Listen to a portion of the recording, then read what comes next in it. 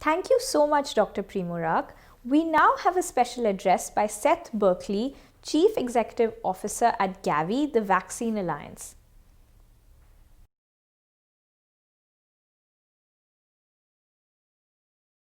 Thank you so much for inviting me to participate in this important meeting.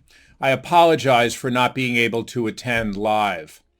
With the first rollout of COVID-19 vaccines last week in the UK, this discussion couldn't have come at a more appropriate time. 9 months ago, when this crisis was first declared a pandemic, people were worrying about the length of time it takes to produce vaccines. The scientific community and vaccine manufacturers have pulled out all the stops to develop them and deliver them in record time. It's an amazing 333 days from the genomic sequence being available until the first emergency use licensed jab with a vaccine. But now that they're becoming available, we are faced with the risk of some people unwilling to receive them precisely because they have been developed so quickly. With the beginning of the end of this crisis so tantalizing within our grasp, at a time when we should be worrying about whether there will be enough vaccine doses to go around and quickly enough, this lack of public confidence now threatens to prolong the crisis.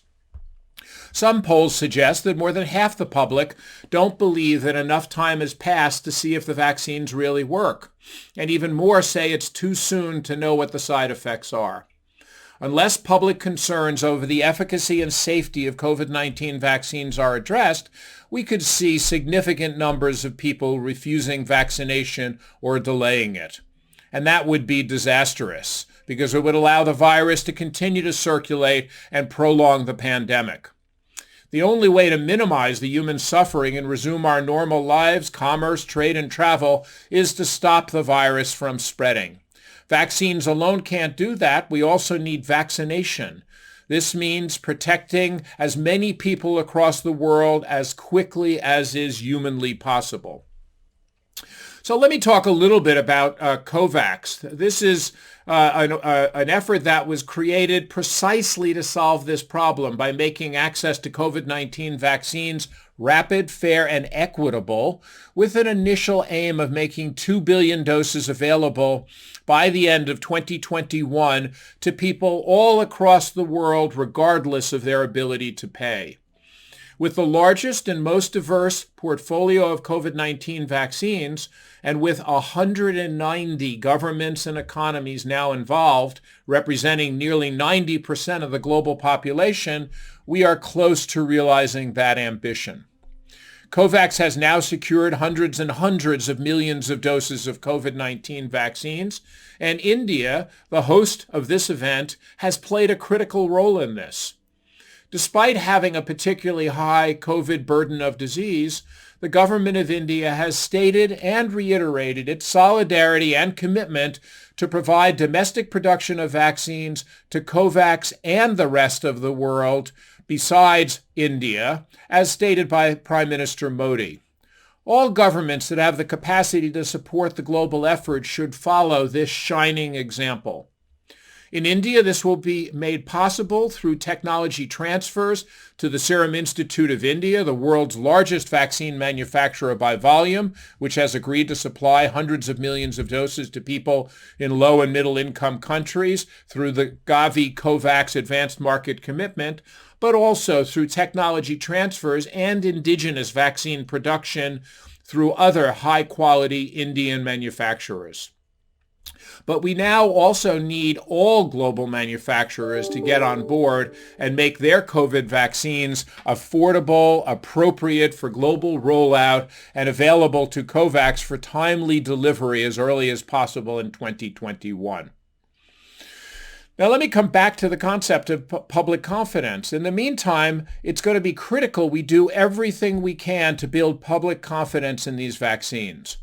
Creating new international standards to validate the safety and efficacy of these vaccines, or bending intellectual property laws, as some have called for, will not achieve this. In fact, this would send completely the wrong message, implying that we are not already applying sufficient rigor and that sufficient transparency does not already exist. Instead, we need to communicate clearly and openly how we have gotten here so fast, and we need to celebrate that achievement. For the last 9 months, the public has repeatedly been told that it normally takes more than a decade to develop and produce vaccines at scale.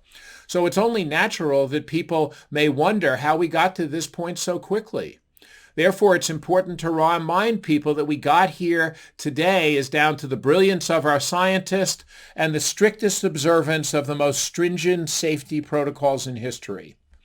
With so much public attention on clinical trials, it's important to highlight the years of vaccine development that have been saved at the preclinical stage, with some suitable antigens being mapped out within the matter of hours after the genome for the coronavirus was made public. Similarly, through COVAX, governments have avoided years of delay by helping manufacturers share some of the risks associated with the scale-up and manufacturing of large volumes of vaccines before they're licensed. This is what will allow us to hit the ground running and roll them out immediately as soon as they're approved. The significant time savings here has the potential to save countless millions of lives, and so should be applauded accordingly. On clinical trials, where most of the public attention has been focused, it's critical to reiterate the time saved by carrying out adaptive clinical trials almost in parallel and therefore not sequentially the way they're normally done, and this hasn't occurred at the expense of safety. Moreover, there's great value to carrying out trials in this way. Not only have they allowed us to accelerate the progress, but they have actually helped refine it by enabling us to learn as we go, adding different risk groups along the way to build a more complete profile of how effective the vaccines will be across different demographics.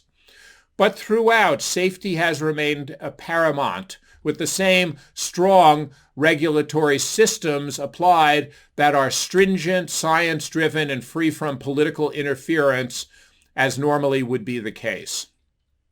So the whole point here is we got here without compromise in the critical safety issues. Of course, the clinical results will still need to be published, as would normally be the case, but the systems and checks that normally ensure that vaccines are only made available to the public once we know they are both safe and efficacious can work at speed.